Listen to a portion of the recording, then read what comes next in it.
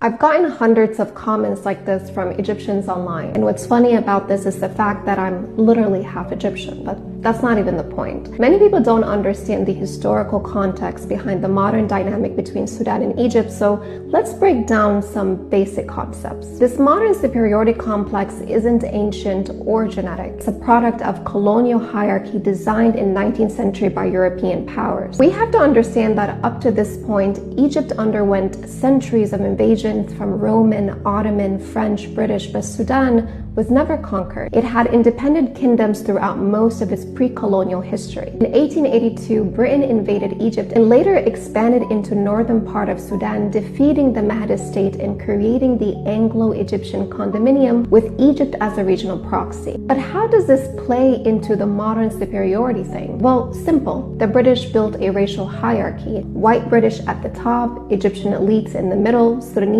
Arab elites, and everything African at the bottom. Power flowed from north to south, London, Cairo to Khartoum. Egyptians were trained as teachers, accountants, supervisors for the British. That's how many of them ended up in Sudan, including my Egyptian grandfather's family. We all grew up on Egyptian cinema and was heavily influenced by class and racial hierarchies, especially toward dark-skinned people. This is also when European obsession with Nile Valley history started, rewriting it as something proto-European and erasing Sudan from that narrative. The 25th dynasty, ruled by Kushite kings, was one of the most powerful periods in Nile Valley history, or how these populations were part of the same civilizational zone, or how these ancient cities in Sudan were drowned on purpose. But why talk about that when building narratives around modern Egyptian cultural exceptionalism? British also built an administrative apartheid between North and South Sudan, banning Arabic and Islamic education and blocking all contact between the North and the South. When they left, they drew new maps, combined multiple kingdoms into one country, and handed this colonial structure over to Arab elites in Khartoum. The same system of extraction and marginalization continued. This led to 2 civil wars and South Sudan's independence in 2011. Honestly, this history is super layered, and I haven't even scratched the surface. When I see comments like this, it doesn't necessarily reflect all Egyptians, because I know many of them, but it does speak to a much bigger, deeper global issue: how historically illiterate and intellectually unstimulating some people are, for the lack of better words.